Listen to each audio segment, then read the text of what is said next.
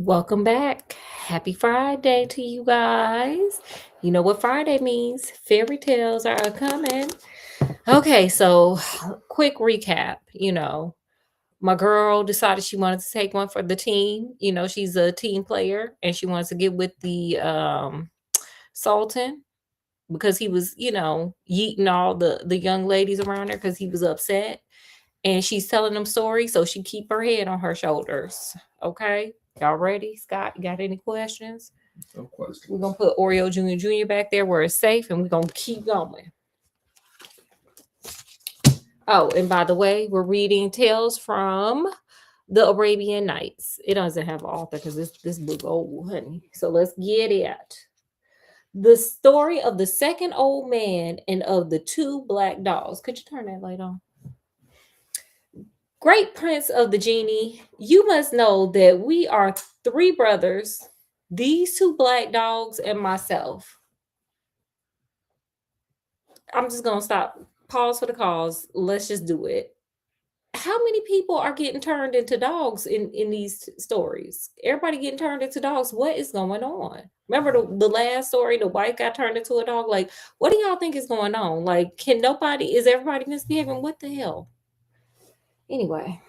It's a dog eat dog world out there. Period. Oh my God, it's crazy out here in these stories. Our father unalive, leaving us 1,000 sequins. With this sum, we all three took up the same profession and became merchants. Okay, that's smart. I like that. They entrepreneurs. A short time after we had opened our shops, our oldest brother, one of these two dogs, resolved to travel in foreign countries for the sake of merchandise. Okay. Okay. He was a truck driver. With this intention, he sold all he had and brought merchandise suitable to the voyages he was about to make. He set out and was away for a whole year. At the end of this time, a beggar came to my shop. Good day, I said. Good day. He answered, is it possible that you do not recognize me? Then I looked at him closely and saw he was my brother. Uh-oh, honey, what happened to your brother? I made him come into my house and asked him how he fared in his enterprise. Do not question me, he replied. See me. You see all I have. It would be but renew my trouble to tell of all the misfortunes that have befallen me in a year and have brought me to this state. Is anybody else wondering if this man like got a gambling addiction or a drug addiction? Like how you lose all your money in a year, sir? How that work out? Like I want to know. I know it's gonna hurt you, but I want to know what happened, sir. I shut up my shop, paid him every attention, taking him to the bath, giving him my most beautiful robes. Okay, you a nice brother. I examined my accounts and found that I had doubled my capital. That is, that I now possess 2,000 sequins. I gave my brother half, saying, now, brother, you can forget your losses. He accepted them with joy, and we lived together as we had before. Sometime afterwards, my second brother wished also to sell his business and travel. My eldest brother and I did all we could to dissuade him, but it was of no use. And he want to go out there and he want to be a truck driver. He want to get out on the open road, baby. He joined a caravan and set out. He came back at the end of the year in the same state as our older brother. I took care of him, and as I had 1,000 sequins to spare him, I gave them to him, and he reopened his shop. Okay, so everybody needs to stay off that open road. One day, my two brothers came to me to propose that we should make a journey and trade. At first, I refused to go. I said, and what did you gain? But they came to me repeatedly, and having held out for 5 years, I gave way. Just quick pause for the cause. Let me interrupt with a thought that I'm having. We know somebody that if you ask this person 4 times, they'll give way. So I guess he got the same affliction. You just keep asking and just wear them down. I guess just wear them down. Anyway, But when they had made their preparations and they began to buy merchandise we needed, they found they had spent every piece of 1,000 sequins I had given to them.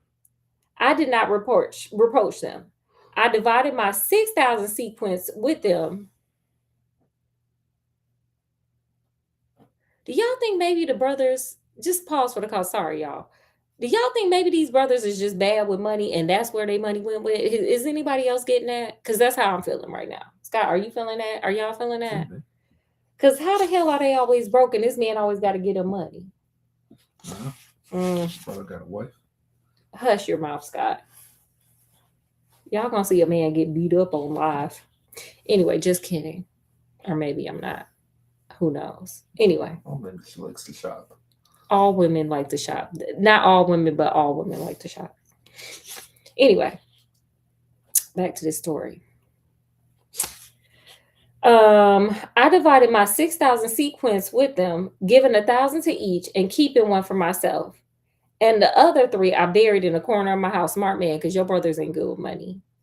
We brought merchandise, loaded a vessel with it, and set forth with a favorable wind. After 2 months sailing, we approached the seaport where we disembarked and did a great trade. Then we brought the merchandise of the country and were going to sail once more when I was stopped on the shore by a beautiful, though poorly dressed woman. She came up to me, kissed my hand, and implored me to marry her. Okay, girl, you kind of forward, aren't you? You don't even know, girl, you don't know this man. You just gonna ask him, and then okay, I guess in here women are proposing to men and take her on board. At first, I refused, but she begged so hard and promised to be a good wife to me that I at last consented. I got her some beautiful dresses. See, here's where Scott is talking about, oh, maybe you got a wife, maybe you got to spend money. Yeah, maybe, yeah. I got her some beautiful dresses, and after having married her, we embarked and sailed. During the voyage, I discovered so many good qualities in my wife, which is why I brought her all them beautiful dresses, Scott, that I began to love her more and more. But my brothers became jealous of my prosperity and set to work to plot against my life because they bad with money, sir. They bad with money. No women ain't coming because they bad with money. That's probably where all their money went on not their wife. Mm-hmm. Anyway, one night when we were sleeping, they threw my wife and myself into the sea. Dang. Violence. My wife, however, was a fairy, period. Scott, your wife is a fairy. Mm-hmm. And so she did not let me drown, but transported me to an island. When the day dawned, she said to me, when I saw you on the seashore, I took a great fancy to you and wished to try your good nature. What does good nature mean? Put it in the comment section what y'all think good nature mean. That can mean a lot of things, girl. So I presented myself in the disguise you saw.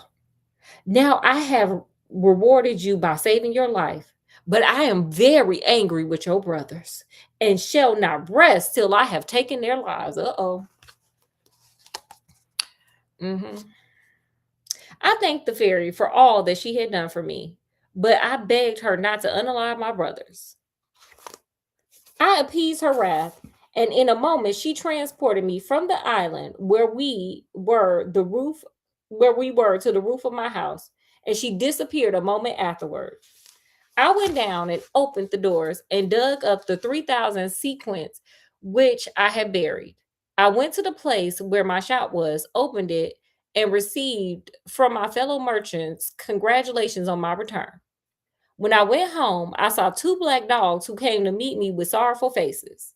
I was much astonished. but the oh, I was much astonished, but the fairy who reappeared to me said, do not be surprised to see these dogs. They are your two brothers. I have condemned them to remain for 10 years in these shapes. Then, having told me where I could hear news of her, she vanished. The 10 years are nearly past, and I'm on the road to find her. Yeah, he want his wife back. He like, girl, I done bought you all them cute dresses, girl. I ain't done with you. Huh? Yeah. He ain't done with her yet. Um, as in passing, I have met this merchant and the old man with the hind. I stayed with them. This is my history, O Prince Genie. Do you not think it is the most marvelous one?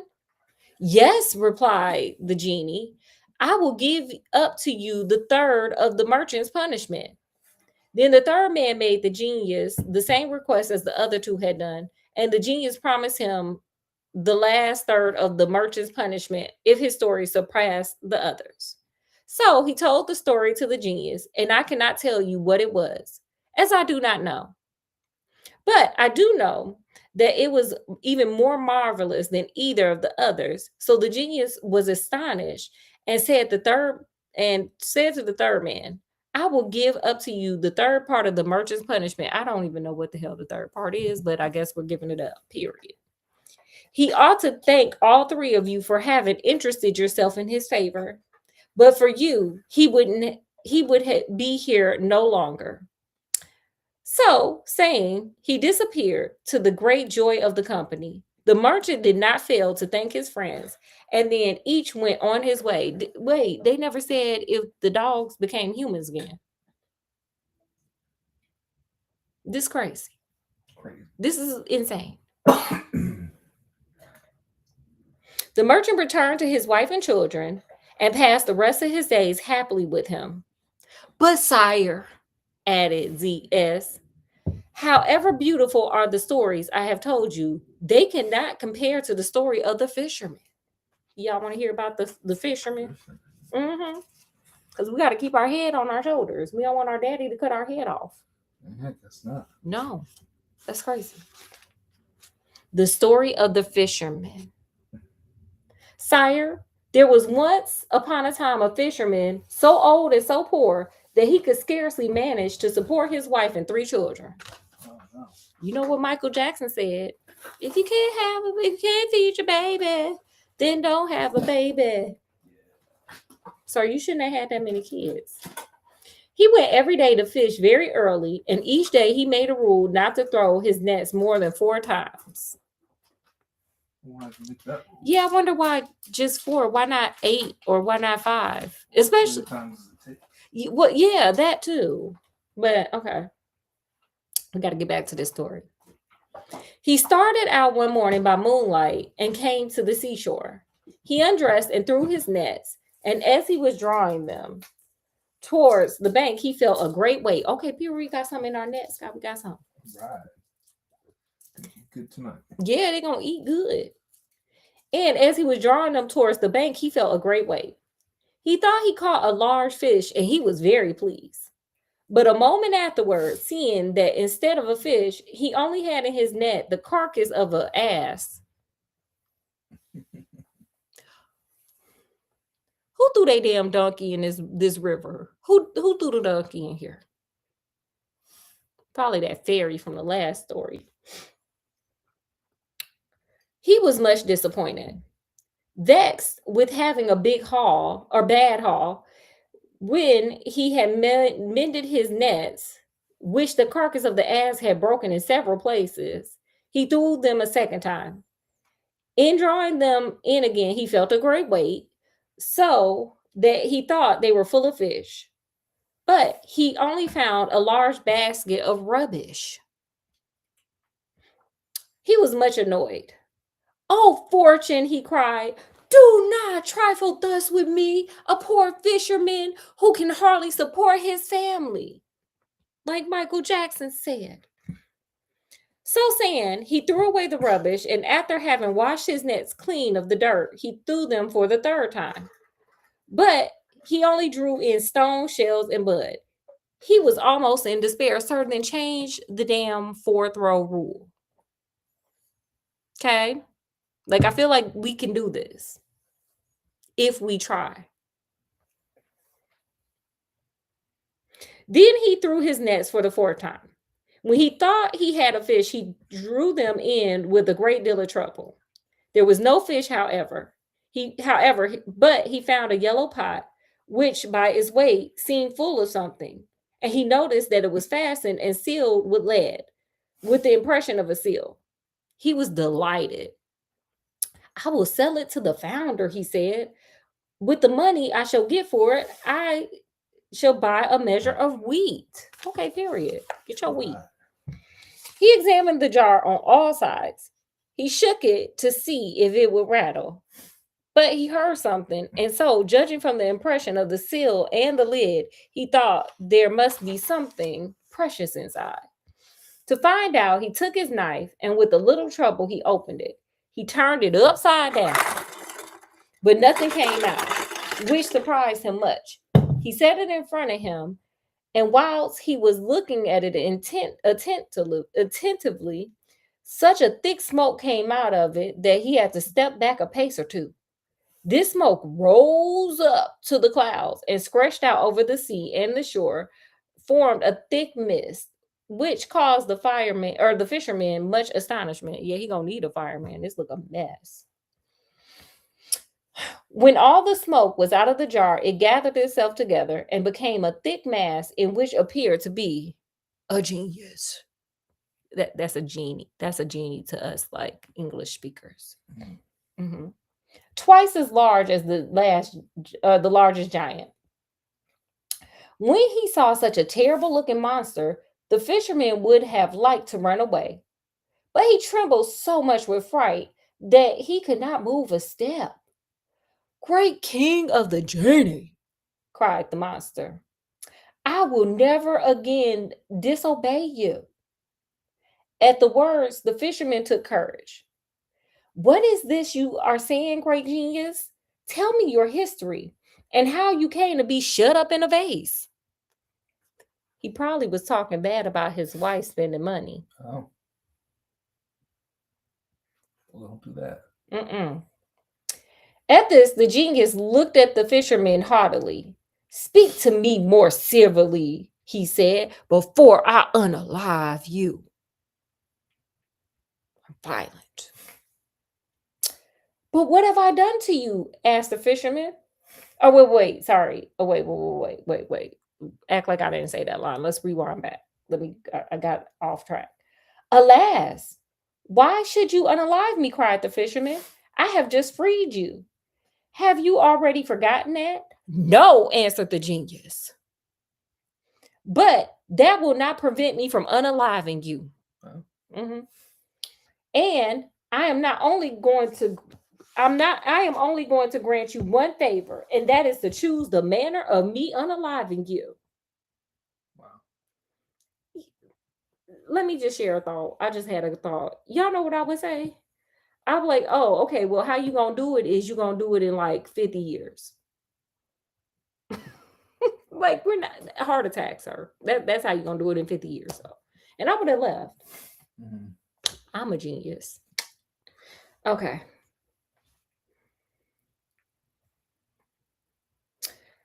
"But what have I done to you?" asked the fisherman. "I cannot treat you in any other way," said the genius. "And if you would know why, listen to my story. I rebelled against the king of the genie. To punish me, he shut me up in this vase of copper. He put on the leaden cover, his seal, which is enchantment enough to prevent my coming out. Then he had the vase thrown into the sea. During the first period of my captivity, I vowed that if anyone should free me before 100 years had passed, I would make him rich even after his unaliving. But the century passed and no one freed me. In the second century, I vowed that I would give all the treasures in the world to my deliverer, but he never came. In the third, I promised to make him a king, to be always near him, and to grant him 3 wishes every day." Damn, that's a lot of wishes. That is. I need to go swimming in some seas and find me a genius. But that century passed away as the other 2 had done, and I remained in the same plight. Oh, and let me show y'all the genius. This is the genius. He coming out smoking it up, honey. Wow. Up in smoke tour. He on his up in smoke tour. At last, I grew angry at being captive for so long, and I vowed that if anybody would release me, I would unalive him at once and would only allow him to choose in what manner he should unalive. Because I'm a psychopath from being in a vase for 300 years.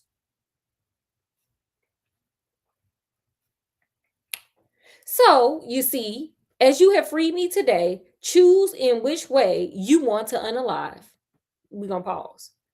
What would y'all tell this man or this genie? What would y'all tell this genie if this was your option? If you unleash a genie and he was like, "Oh, I gotta take you out," but you get to pick how. What would y'all say? Put it in the comment section. Scott, how would you go? I don't know. I would want to be on a bus from Speed. Okay. I can't go less than 100 miles per hour. Period. That's how I'm going. What would y'all put? What would y'all say? Put it in the comment section. I'd say I want to unalive from old age. Period. Okay. The fisherman was very unhappy. What an unlucky man I am to have freed you. I implore you to spare my life. I told you, said the genius, that is impossible. Choose quickly. You are wasting time. The fisherman began to devise a plan. See, this where the fisherman's smart. Peep this. Y'all peep this. Scott, peep this. Y'all peep this. Oreo Jr. Peep this. Be a bad pet and peep this. Y'all ready for it? Here we go. Since I must unalive, he said, before I choose the manner of my unaliving, I conjure you on your honor to tell me if you were really in that vase. Yes, I was, answered the genius. I really cannot believe it, said the fisherman. That vase could not contain one of your feet even. And how could your whole body go in? I cannot believe it unless I see you do the thing. Do the thing. Then the genius began to change himself into smoke, which, as before, spread over the ocean, the shore, and which then collected itself together, began to go back into the vase slowly and evenly till there was nothing left outside. Then a voice came from the vase, which said to the fisherman, "Well, unbelieving fisherman, here I am in a vase. Do you believe me now?" The fisherman, instead of answering, took the lid of lead, and shut it down quickly on the vase.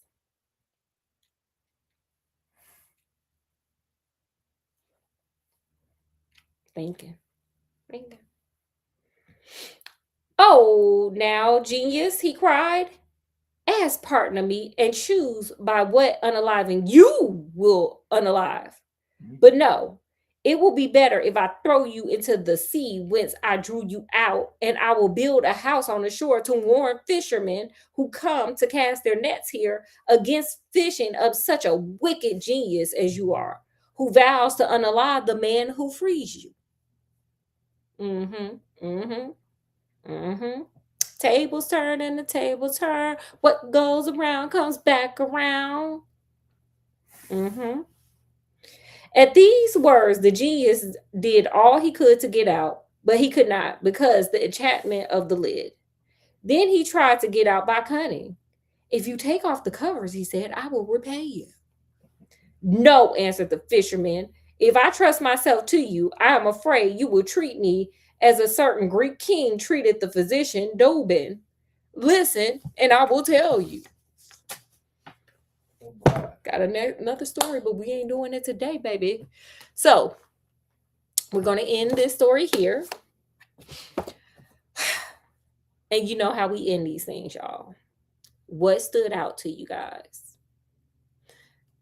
In this story, what stood out or what did you learn in this story? Scott, we'll start with you. Would you guys put it in the comment section? Well, for one, there's lots of stories going on. Mm-hmm. Mm-hmm. I'm not even sure who's telling the stories anymore. It's still old girl telling the story via the new person. She gotta keep her daddy from cutting her head off. Right, but he's telling the ultimate story, but I think there's like people in the story telling stories. The fisherman telling the story now. Yeah. Mm-hmm. So it's a lot going on, and there's a lot of unaliving going on. Boom. It's what was going on during this time. So that's what stood out, that you don't know who's telling the story, and everybody is either becoming a dog or unalived here. Yeah. Period. What stood out to me was the fisherman being smart as hell. He was in dire straits, but he took his time and thought it through and outsmarted the person that was trying to unalive him. So if you're in a tough situation, do what the Hitchhiker's Guide to the Galaxy says. Don't panic and use your head and think. That's what stood out to me. And that's what lesson I learned. All right. Period. Okay, guys. Well, we're gonna end this live, and we'll be back. Y'all know I gotta. I'm just now starting with this point hard, baby. This is my lane. This is my avenue. So we'll be back in like 30 minutes, and y'all know what my 30 minutes mean. With Dream Date. So let's end this one though. Let's get Oreo Junior Junior. Okay, guys, as always, we enjoy having you guys, and we hope you guys enjoy spending some time with us, listening to our stories and enjoying our quirky, weird reenactments. Um, Make sure you guys like, share, subscribe, check out some other lives, some videos, some shorts, all that good stuff if you got the time to. And with that, we're going to bid you guys adieu. So, from wherever we are, even if we are casting the net only 4 times, even though our wife and children are starving at home, to wherever you guys are, peace, love, and happiness. And we'll see you in like 30 minutes, guys. Get them a rinky dinky dink and bye. Bye.